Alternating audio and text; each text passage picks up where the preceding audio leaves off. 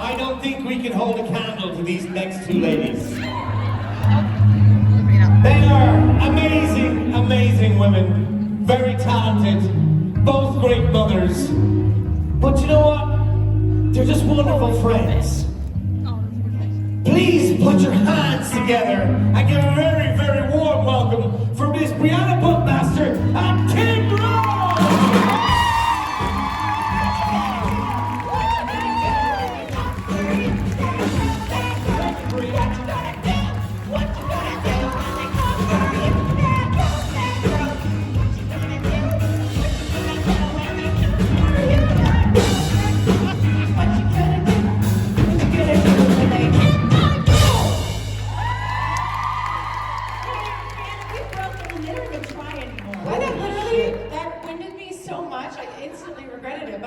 I'd rather be me right now than you. Good luck. I'm sweaty, I'm tired.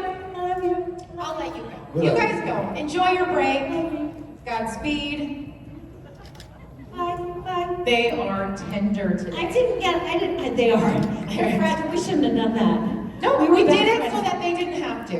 That's true, but We're good friends. Their brains all hurt today. I don't know if it's the brains. It's Nashville. They got Nashville. Apparently y'all know how to party here. Oh good, so you were also out last night and need to keep things quiet, right? Who was at the PJ party last night? Sorry, Kim was at the PJ party apparently. It was a ragey PJ party last night. In a fun way. In a ragery. Captain Ragery. Oh, Brianna. Sit down. I'll give you a ride.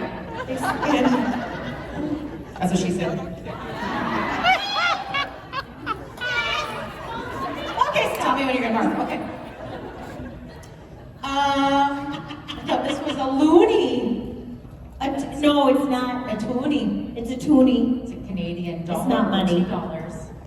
They're all very quiet. Did you all just fucking meet us 5 minutes ago? They got the 3 o'clock slump. Everyone out there is like, we had questions about episode 19, line 42 on page. Yeah, fuck you! We're gonna talk Don't about get it answered in here. If there's one thing you should know about us, is that we do not know anything about the television show Supernatural. And we don't care about any of you or what you have to say. So, enjoy the show. I'm just kidding. We love you all so much, but we don't love you enough to educate ourselves about the show. So, if you have questions about the show, I cannot wait to hear them. They will remain unanswered. Or if I'm feeling fun, I will make something up. And don't ask me to make something up. That's a choice of my own. I'm a lady. Yes, you may applaud that. Thank you, Mom. Thank you. They got Oh, and it's Jennifer's. Hello. Jen! I love you. But- Is there anything that you can let regular people that aren't in the PJ party know about what movie is coming with the way we're podcast or anything, the events? No! Only people who come to the PJ party get to know shit like that. We're not sharing with anybody else. You know why? A, because we're assholes. B, because we don't want anything out there, because then if it doesn't happen, we have to backtrack. So now we just go, something! Ha! And then you get to go, what are they talking about? They're so mysterious. And we get to go, yeah, we are. Yes. Yes. And since I have no memory, I don't even know what you're talking about. So that's also good. So yeah, the question on the floor is, we said we were dabbling with an idea, and Jen wanted us to share it with you, and I said no. Next question. And we love you. I love you, but Jen. Sit the fuck down. Hello. Ladies, I absolutely love you guys. You give me the strength to be who I am, knowing that you are who you are. But my question is directed to Kim. I am a special... Have a good night, everyone. Thank you so much. Thank you. It's been a pleasure to meet you. I'm a special education instructor, have been for 10 years. I work with autistic and wide span of get them at the high school level as they're getting ready to transition out of high school into the regular community. I have a ton of resources at my disposal that I use to help prepare these young children for life with their disability. What resources have you experienced or come across or utilized since learning of your diagnosis? Autistic people. I think that for me, my experience, the best resource I have found about autistic people is autistic people. So there's a lot of, and you are, I can just tell, the fact that you're educating yourself and you want to know these things. Presume competence.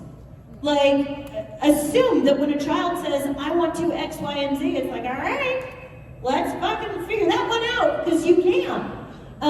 So yeah, ask me about me. Don't ask my doctor or a book about my diagnosis or a specialist at fucking Autism Speaks about me. Ask me about me.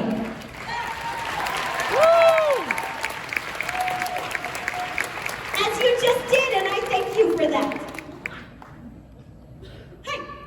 So unfortunately, this follows really closely with that, but it's a lot more personal. Like, I'm nervous to ask you this, but I've seen what you talk about with your own kids and yourself. I'm autistic. My oldest child is autistic, and they're 12, and they're having a ton of trouble right now with like bullying and the world wanting them to be what the world defines as normal. And I just was curious if you had any advice for autistic parents, parenting autistic kids, on how to help them be themselves and not let the world tell them what they can't be.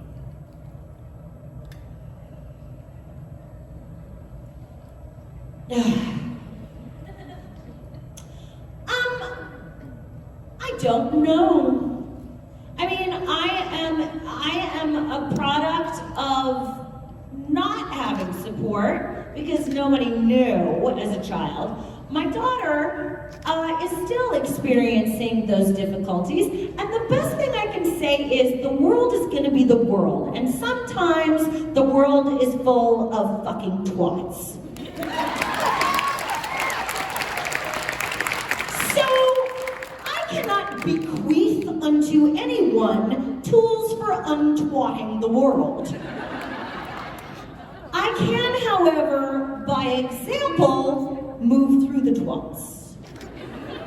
So all I can do is trust that if I put my joy and my happiness and my worth and my authenticity as a priority in my life, I will set an example for my child who might then also choose to do the same thing. If instead I go, I have to keep you safe, I have to keep you okay, I have to keep you, she's going to see that love means worrying about you. I don't worry about her, I have faith in her. And sometimes shit is gonna be shitty. That doesn't mean she needs to change. Thank you. We've got to get to the other side of it. So, I mean, honestly, I wish I had magic words. The best I can say is do the best you can to find your joy and trust that that is a good example for the rest of the world to see. Thank you. If you want to, Brianna, I love the fact. Yes, I appreciate that. If I have something to add, I will. Okay, great. Thank you. See how that works? You should hear phone conversations with us. It's just like, do you? No. How about, yeah? Oh. Hello. My name is Ashley. First off, Kim, you did a cameo request for me, then gave me some really great advice, and I'm so thankful for that. I just want to thank you for that. My question is, if both of you guys could be in like another television universe or like a movie universe, what role would you like to be? I literally just posted the other day that I want to be in season 3 of White Lotus, playing the crazy check-in lady that ends up being the murderer at the end. So I'm manifesting that magic to happen. I love being in shows that, this is magic for me. Shows that have an invested following. You know what I mean? Where people discuss it. And I was part of the following for White Lotus, and I wasn't I'm not gonna say like I'm a fan directly of those actors and characters. While I think they're unbelievable, I'm probably a big fan of Jennifer Coolidge. Who isn't? But yes, I think that I love working on a show, and I've had this experience more so with theater outside of Supernatural, but it's really exciting to be a part of a show where people are so invested in how your character works. When the audience is invested in the motivation of your character, I think is so fascinating, and what a delight as an actor to be discovering that with people who aren't directly involved with the show. Because that's really, it brings in an energy that keeps everything afloat. It reminds us that as actors, that we're not just standing there hitting our mark saying the words. Because that, in television, feels like that often. Because when you're working in television, it doesn't always feel that artistic, because often you step on, your entire day is about hitting your mark and saying a word. Your entire day, sometimes you don't even say a word, you're just hitting marks and looking a certain direction. At donuts, at lollipops, at barn creatures. Anyway, it's really fun to work on something that makes you feel like an artist, and that's what I would like to work on next. Good Omens. You that quote, right? That's Neil Gaiman. Because it was a Neil Gaiman quote. I don't even remember what it Yes. said, but I saw Yes. it said Neil Gaiman. Yes. There's a few things I know about Kim, but the fact that she wants to work with Neil Gaiman is top 5. Thank you. Thank you. Hello. Hi, I'm Whitney, and my question is for Bree. I was wondering if you had any plans of releasing an album, because you have an amazing voice. Thank you so much. I actually do have an album. You're the worst fan ever. I'm just kidding. I do. A new one, though. Oh, a new one. She has No, I'm totally teasing you. It has been talked about a lot. Now, I think that over the last couple of years, when we all had this forced break, I really didn't prioritize music as much, and I'm finding to get back into the music is taking a little, I'm gonna say it's taking a little extra effort. And I'm working hard at it because I do love it so much. And I feel like what happens with me is when I sit back from something, I can tend to go, I'm not that good at it anyway. So it's fine, it can go. When really it's just that I've just sat down for a second and I haven't played an inning, That was a sports reference. I would like to be commended for that. Thank you. There will be sportsing. There will be sportsing. But I do love to sing. And we, before the pandemic, Billy and I had been working together. I was living in Los Angeles at the time. So it's not as easy as it was to work with those boys, other than at conventions, which I'm delighted to do. But there have been a couple discussions about things. So short answer is maybe, but I don't know. Thank you. She's like My the daughter biggest recently, waste of time. My daughter recently downloaded, I texted you, Tabby finally discovered for real that you have an album. And she was like, send Brianna a video of me singing her songs with it. And I'm like, okay. You didn't. I sent you the text. I didn't send you the video. No. What the video? I was having dinner with a friend last week, and he was like, so you sing and stuff, do you have like an album? Like a CD? And I'm like, yeah, I have one in my drawer right now. And he was like, what? And then I was like, and it hit number 3 on the Billboard charts. And he was like, what? He couldn't believe it. And sometimes I have to say some stuff like that out loud to believe it myself, because we forget about our accomplishments, right? And we don't need to identify forever with our accomplishments, but it's nice to be remembered. He was like, oh, you're like the real deal. And Jose was like, she is. It's very cute, very cute. Oh, hello to both of you. I get it all. Okay, I'm sorry. So my question is Christmassy. A lot of my questions are Christmassy, but is there any Christmas tradition that you absolutely cannot not do? Otherwise, it won't be Christmas. My family and I are in that moment right now because my grandparents we just don't know what to do because we were spending it. We always spent our Christmas with them, and my grandpa just passed away last month, and it's really hard. So these traditions that you want to do. Well, I'm so sorry for your loss. There's nothing harder than I think going through important points in our life that we've moved through with certain people, and then those people have moved on. So I'm so sorry for that. That's really hard. And I think it's really important that you maybe carry on with some of those traditions. The energy will make you feel like they're there.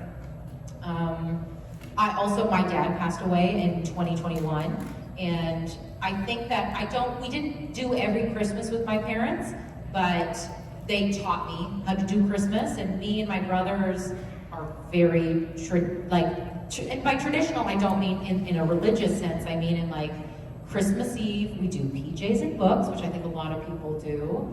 A new one for my family is doing Elf on the Shelf. We didn't do that when I was growing up. I don't even know if Elf on the Shelf was around. You guys know Elf on the Shelf? Okay, you're like, duh. Yeah. That is one that maybe, had I thought it through, I might not have done. For obvious reasons, I think. I will start the Christmas music on December 1st. We do gingerbread houses. We do a real tree. We have the Christmas movies that we watch on certain days. We do it all. I could go through a list, but it's all the things that you can imagine, and it's for all the reasons that I'm sure you understand. It just kind of brings back the feeling of how you were when you were a kid. What a delicious feeling to feel like that again. So I encourage you to keep doing that. What about you? I like that. I like all that.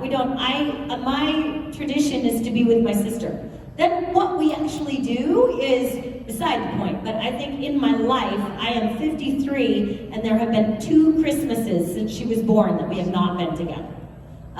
So this year, their family is coming out to us. Sometimes we go out there. Sometimes what is done is secondary to who we do it with. And so we spend time eating and laughing, and whatever the moment brings us is what the moment brings us.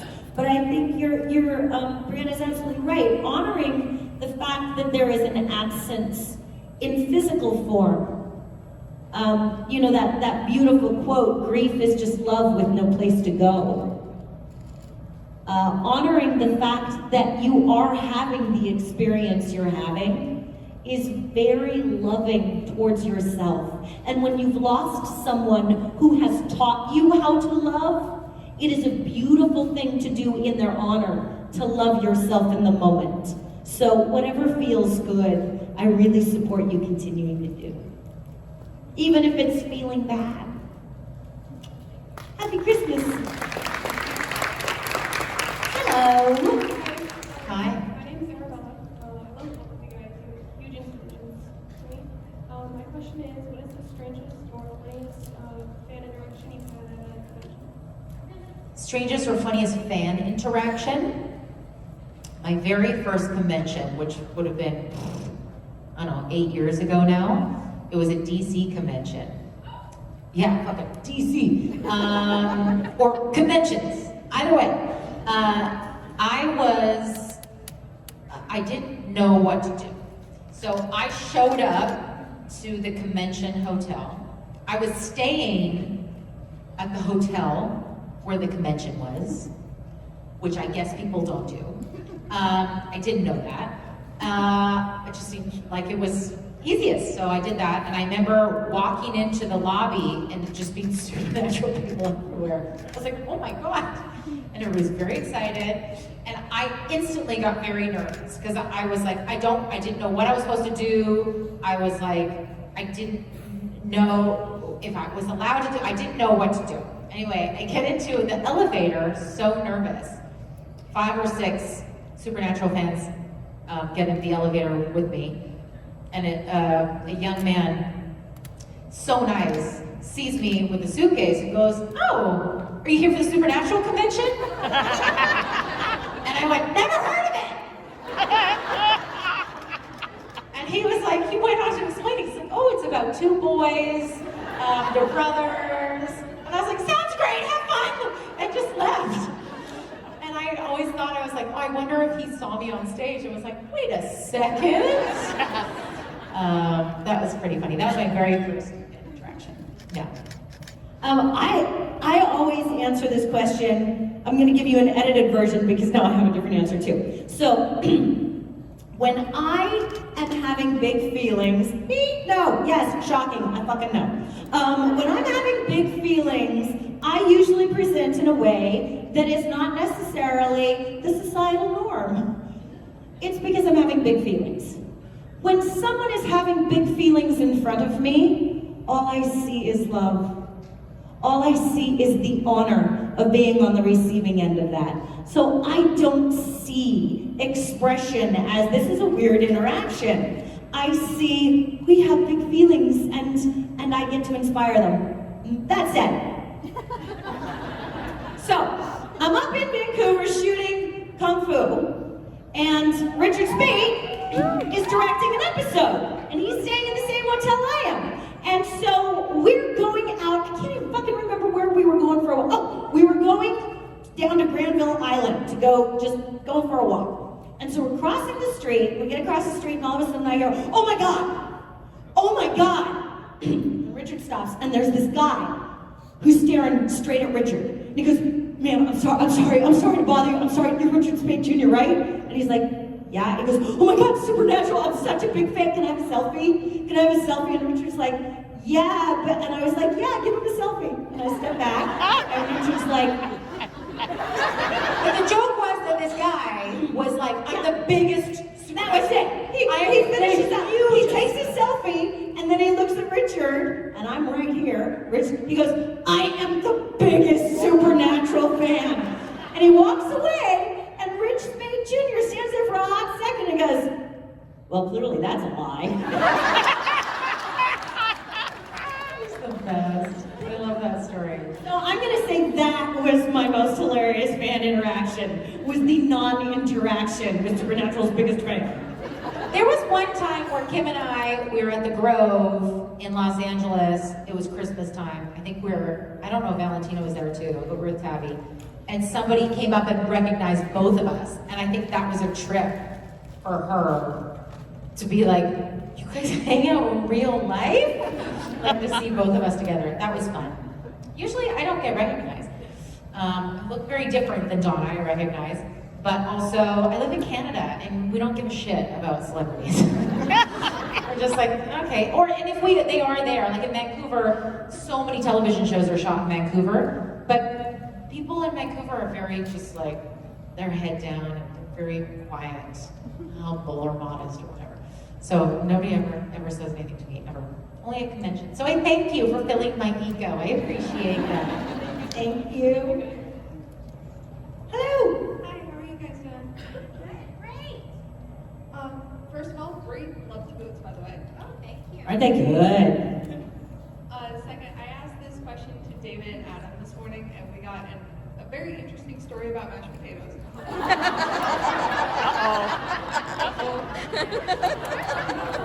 This is me not making any expression with my face. But what is the stupidest thing you have ever done on a dare? I have a good story. All right, so I just moved to Hollywood, and my best friend at the time, worked for an agency, like a talent agency. And there was a big party at the owner of the agency's house. And we go over, and it's in January, but I just moved to Los Angeles, and I was used to New York, and it was very cold. And his entire backyard was a swimming pool. And I'm like, there's no one in the pool. What's going on? I'm very confused. It's evening. And I actually say, it's not a party unless someone gets in the pool. Well, one of the agent's brothers goes, I'll give you $2,000 if you get in the pool. Well, keep in mind, this is a party full of agents. So the negotiations started. And other people started going, I'll do it. He's no, this is between me and her. And I'm like, I'm not gonna be naked. That's where I draw the line, but I'd do it just because you dared me to. And my friend who's the agent's assistant's like, shut up. So then this guy, and he calls his brother, he's like, we're giving this chick $2,000 a piece if she jumps in the pool in her underwear. And I'm like, what the fuck is actually going on? My motto at this point in my life was just, if you think I won't, fucking watch me. So in front of this huge party, full of Hollywood important people, I stripped down to my underwear, I jumped in the pool. The agreement was I would have to jump in, do a somersault, and then swim to the other end. And I did it. And they were like, oh, fuck, you fucking did it. And I dried off, and that was that. I thought, I got the money. Those fuckers both paid up, and that was the easiest $4,000 I've ever made in my life. The end.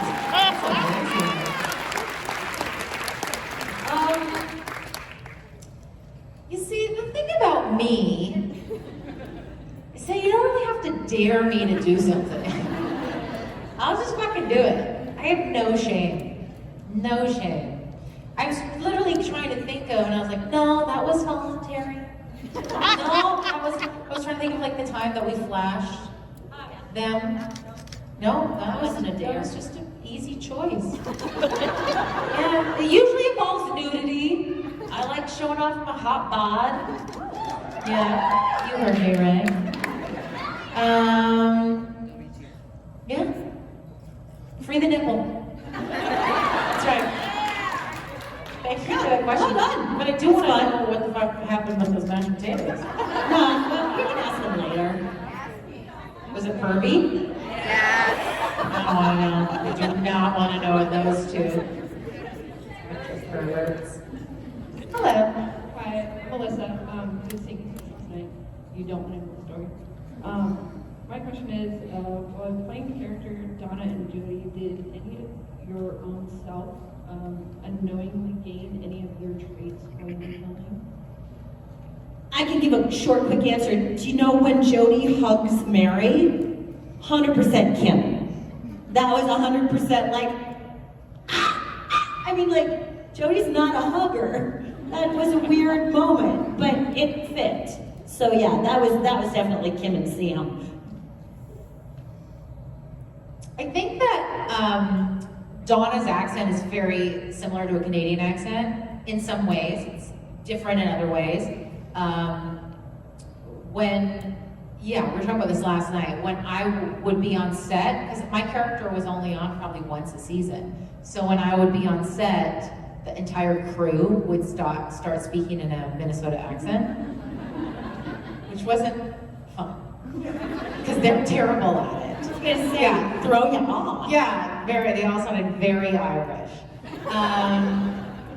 But I don't know. I don't think so. I think that there was a lot of myself that I brought to Donna, especially the early episodes. Donna had a little bit of a journey in those 6 seasons she was on, and I think that there was things about myself, both sides, on the darker side and the sunny side of Donna, that I brought to that character, and so I do naturally feel like there's just a little bit of her in me anyway, and I think always will be. I think that's the beautiful thing about being an actor, is when you bring yourself to a character, unless it's a terrible character. I know you've played some assholes.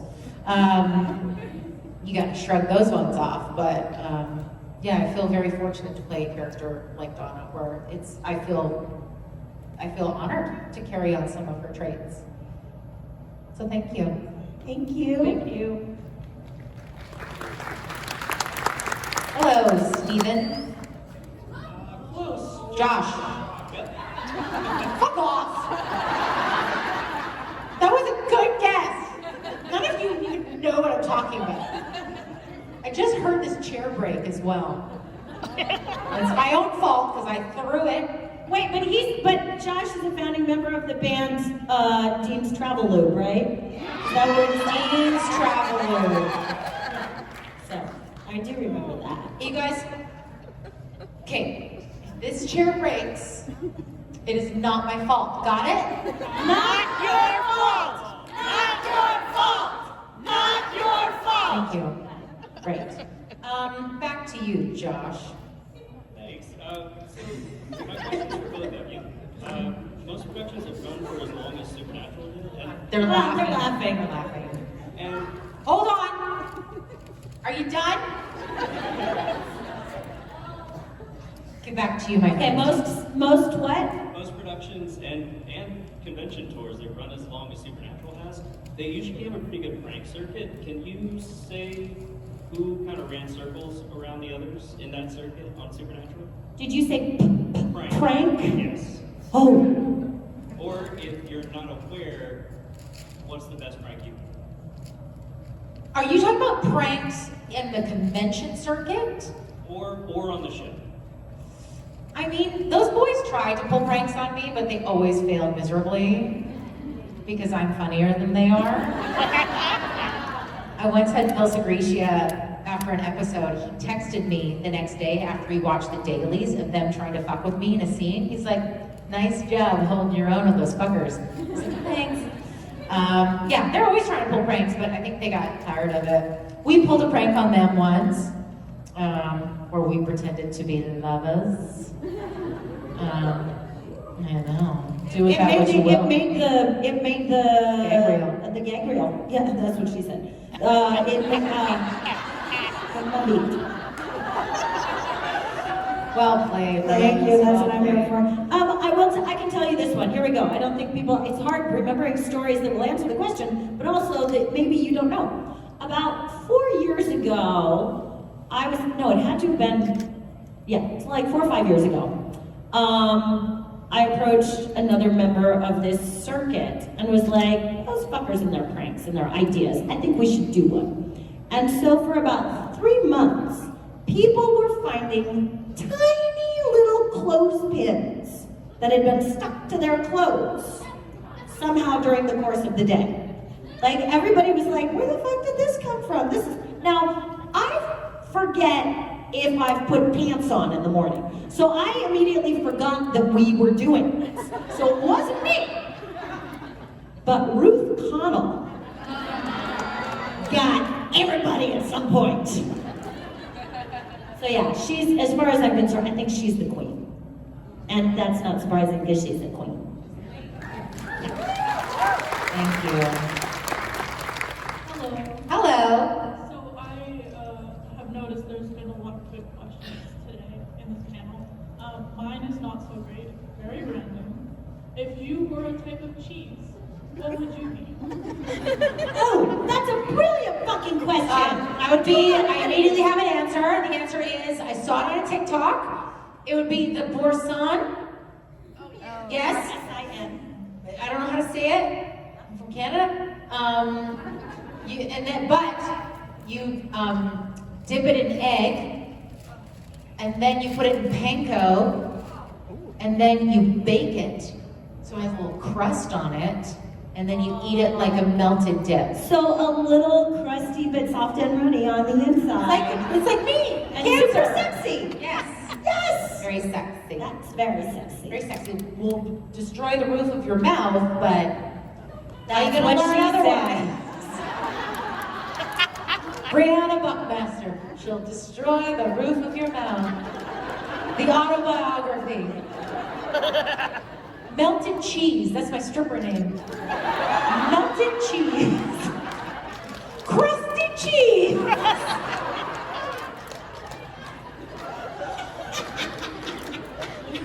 Old crusty cheese back there. She made $100 on Friday. We call her panko pants. Panko pants. Panko no pants. Sorry, what was your question? If you were a cheese, what kind of cheese would you be? I know. It's all Nobody yummy. loves cheese more than Kim. I love We cheese made so Kim much. came when she was shooting in Vancouver. She came over to our place for dinner, and Jose, my husband, is a chef, a professional chef, and so he was like, "What does she want for dinner?" And I said, "All I know is that she loves cheese." And he made her a 5-course dinner with cheese in every course. Yeah. Oh, it's so good. It's very good. So this should be easy for you.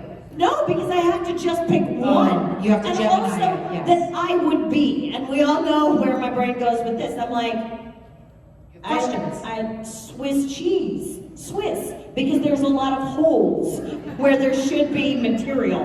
That's what she said. So yeah, I'm going with Swiss. That's my final answer. Swiss cheese. Because you expect to find something and then just poof, air. Poof, air. Stick your finger in it. I forgot to ask this at the beginning of the panel. Are there any children in the audience? There are, but they've assured me they're fine. They're ready for this. I just want you to feel educated at the end of this panel. And I want you to send me your therapist's bill. Okay. Yes. Hello. So I had a question for Kim. On TikTok the other day, you introduced us to a new boyfriend. So I wanted to know what his name was and how he's doing and how you're liking the whole rescue place. Okay, all right, so quick update. I moved. I left Los Angeles and life. And we moved to the middle of fucking nowhere. But I also found, I started volunteering at this animal rescue place. And so it's really amazing. And yes, I will be tweeting their Amazon wish list. You're gonna have to unfollow me because you're gonna be spammed with requests to help all the rescue animals. But in the meantime, my new boyfriend is a turkey. He thinks I'm very sexy. He loves me. Now, one of the weirdest experiences I'm having is that I don't know what their names are. I know Kevin Bacon the pig, because Kevin Bacon the pig, I didn't name him, but that one went in. But the rest of them are just, like, they're just identities. And it's the most refreshing experience. They're just, like, I know which goat, the baby goat, I know who it is. It knows who it is. It knows who I am. Why do we need names when we don't speak the same language? So I don't know what the turkey's name is. I'm sure it has a name, and I'm sure it has its own name. Probably 2 different names. I don't fucking know, but he loves me. And he's doing very well, and he was willing to fight one of the goats for my attention last time I was there. So I think perhaps I should not be encouraging his affections, because I won't be able to do my job if he's attacking everybody else that tries to come between us. Make for a good TV show, though. It would be Kim and the Turkey. Kim and the Turkey. Kim and the Turkey. The autobiography. Thank you. Thank you. Next to Panko Pants. I dropped it. Oh, you've destroyed her. Still here, still taking back my birthday. This was supposed to be the last step of my birthday in 2020, celebrating it in Nashville with my family. Now I'm here with a big family. But on my way here, I found out that as of Sunday, I'm losing something that helped to keep me going during COVID. I've been doing it for 5 years, and unfortunately, because of financial reasons, it's going to go away. And I'm just wondering, what is something positive that got you through these last 2 years?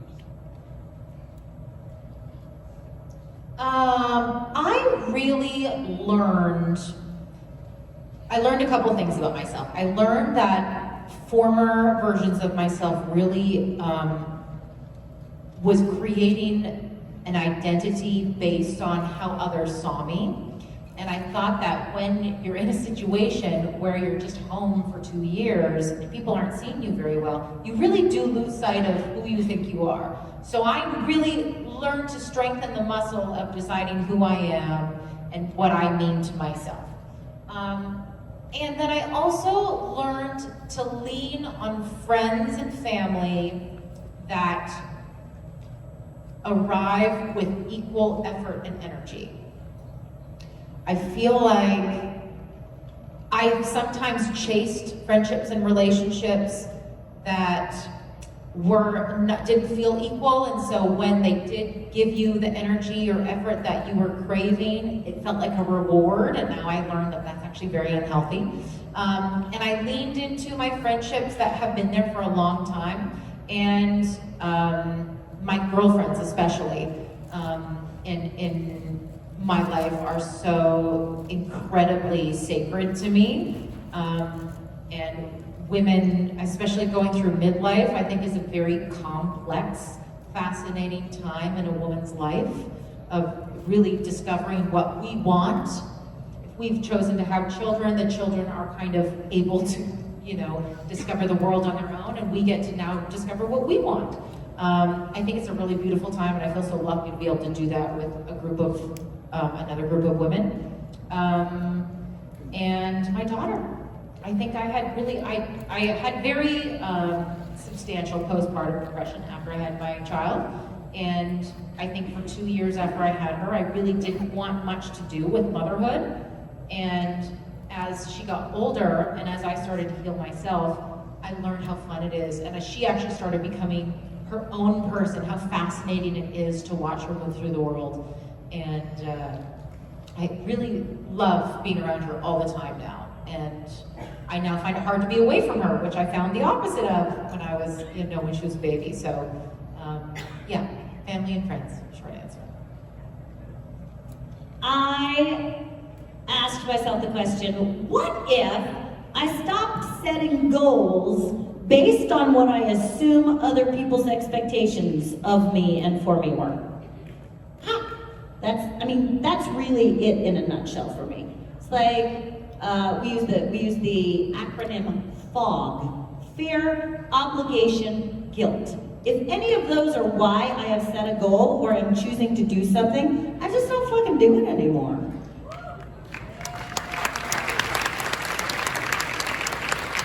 Or if I do, I'm prepared for the ramifications. Yeah. Don't exist in a fog. Thank you. Happy still birthday. Hi, my darling. Hi, honey.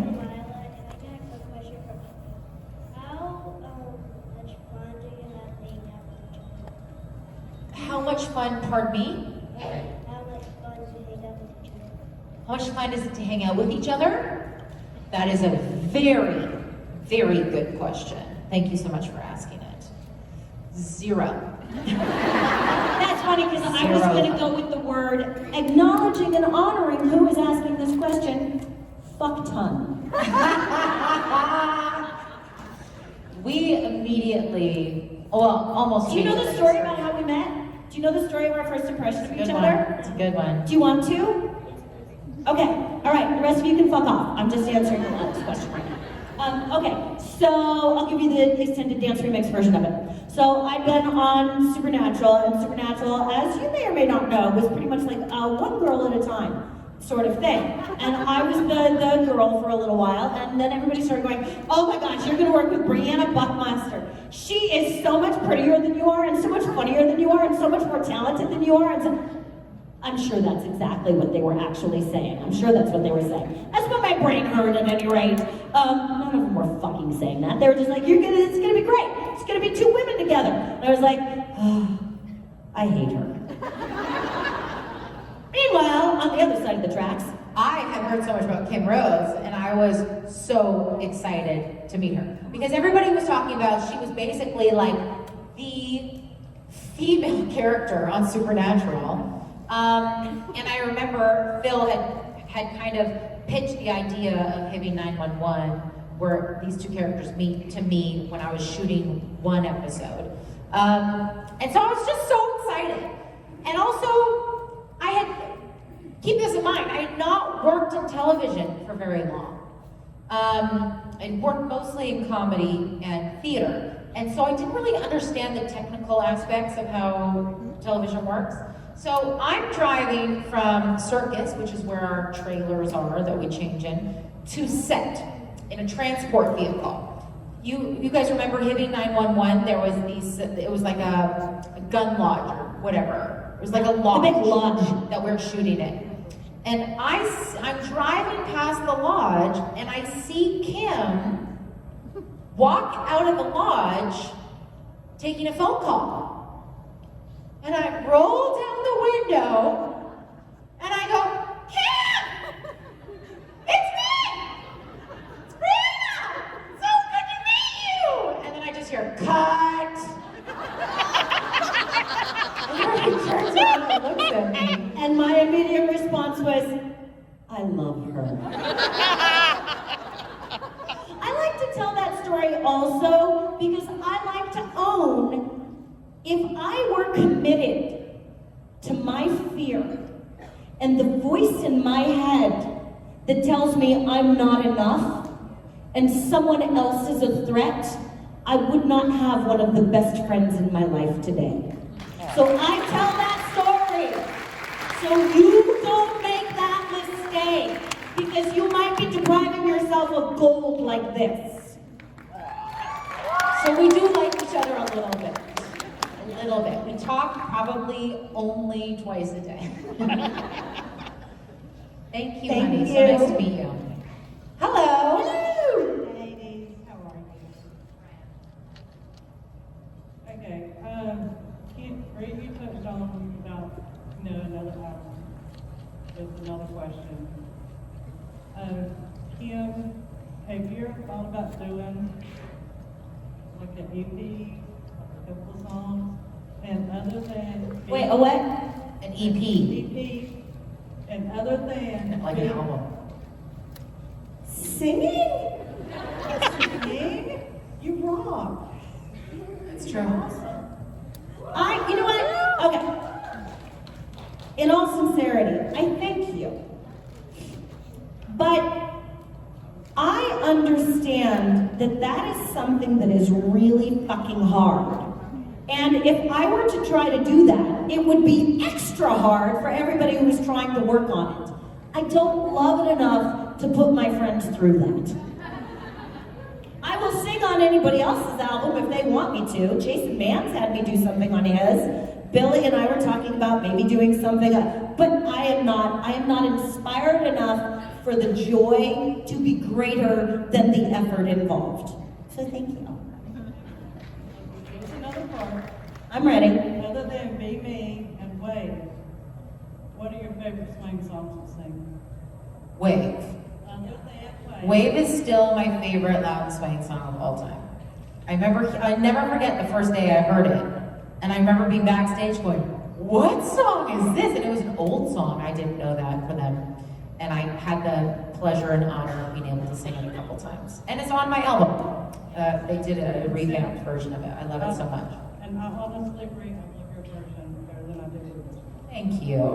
I love Swain's version better. I said virgin, but I meant version. I like Swain's version. They just keep the message. An autobiography. Swain's version. That I am not. My new current favorite is Overachiever. I really love Overachiever. That's the one you did the video for? No, that one that one is too painful to love as much. I could never sing that because I'd just start sobbing. No, the Overachiever, little eager beaver. Yeah, I don't know their new album as well, but that's why it's The fun one being at the Swain before, I shows, think, because but you yeah. get to learn them with you guys. Thank you. So fun. Thank you. Hello. A bit of for Kim advice about your turkey friend. Sounds like we're kindred spirits. I had a turkey friend as well. Don't crouch down. Yeah. Yeah, no. That, What happens? That remember the mashed potatoes? They turn to mashed potatoes. You don't know about the mashed potatoes. Who fucked the mashed potatoes? Who did? Oh my God. In the least. Back to turkeys. I have so many questions. I don't want to hear them. And I hate. I have no questions I left. hate that they're all in my head now. Yes. Yes. I can see because he looks like he's just waiting for a yes. Or anything that looks like a yes.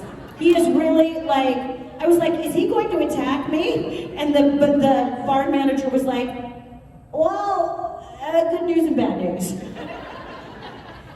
Don't crouch down to pet a bee. My question, however, for both of you, since we've mentioned Christmas holidays and such, is what, throughout life, at any time, what is for each of you your favorite Christmas memory?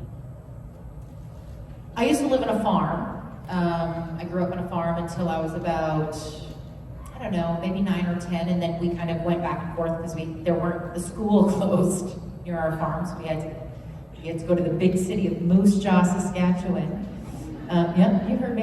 To go to school. And so eventually we just moved to Moose Jaw. But we used to have 2 ponds on our farm that were man-made ponds, and my dad would get fish, and he would fill the ponds with fish every spring so that we could go fishing in our own pond.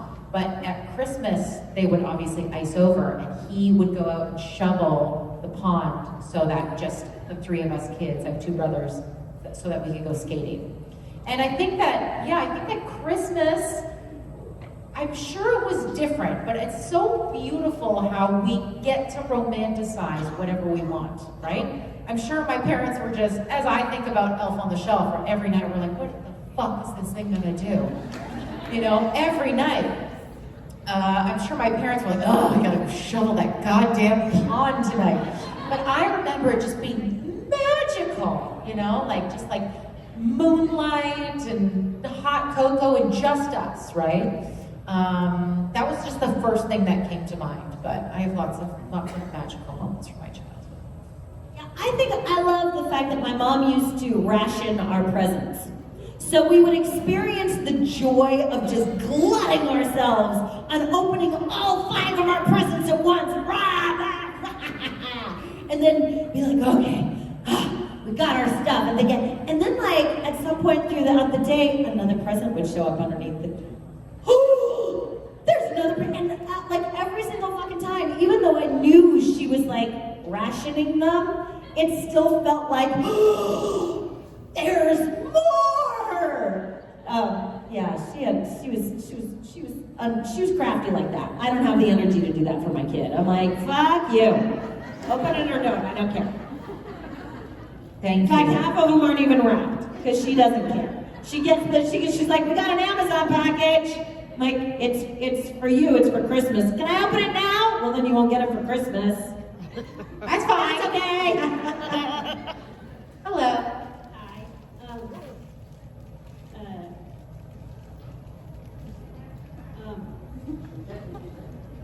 My daughter was diagnosed with autism this year, and watching you acting and on your TikTok really. My son has autism too, but my daughter's is worse.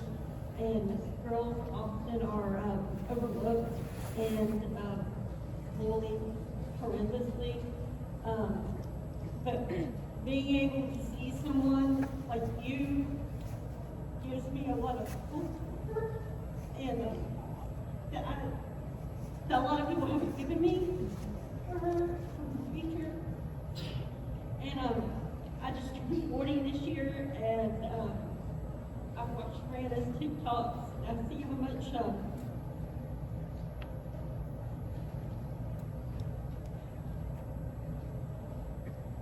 because she loves herself, and she has the strength about her that, and confidence that I have.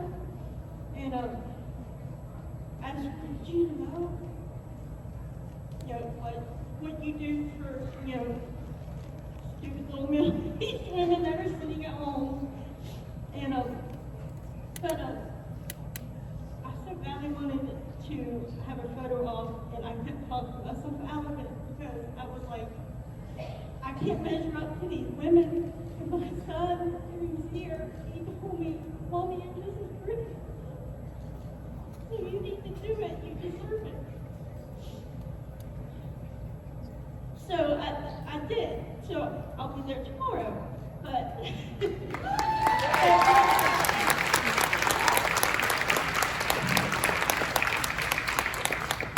my question is actually, we didn't get to see how Jody and Donna got to end up on the show.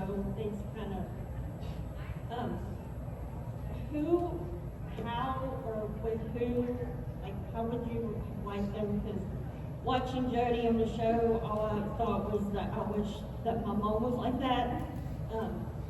She wasn't. isn't, but I think that's why I so much love that character, is because I saw so much of who I wanted to be to my children in her, and watching Donna's transformation from feeling the way I feel all the time to really owning who she is, it was really beautiful to me. How do you think, or how would you have liked to think that their stories ended, that their life?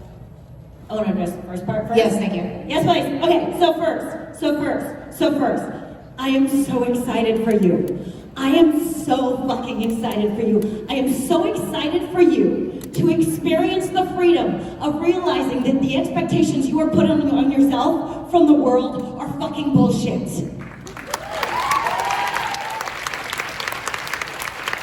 There is no comparison, my love. There is no comparison. Telling yourself you can't have something you want because you don't measure up is an illusion. It is wrong. It is a societal statement that those of us who are autistic and have autistic people in our lives have to understand our bullshit. But the gift of it is that you are going to get to understand that it isn't. There isn't worse or better. There's just different areas that we need support. You aren't worse or better. We just all need support different ways, okay? The fucking freedom that you have in store for you is magical. I'm really excited for you and I'm very proud of you. That said, I think they're married and Jody has a lot of sex toys.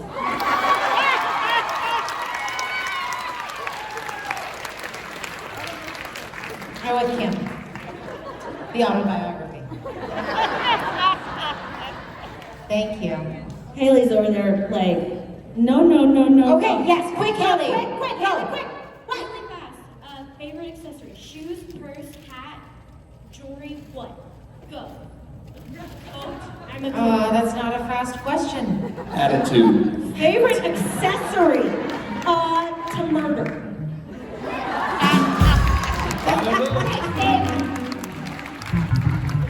Shoes and purse. Shoes and purses. Shoes. I will be accepting shoes at my autograph table later on this afternoon. We did it!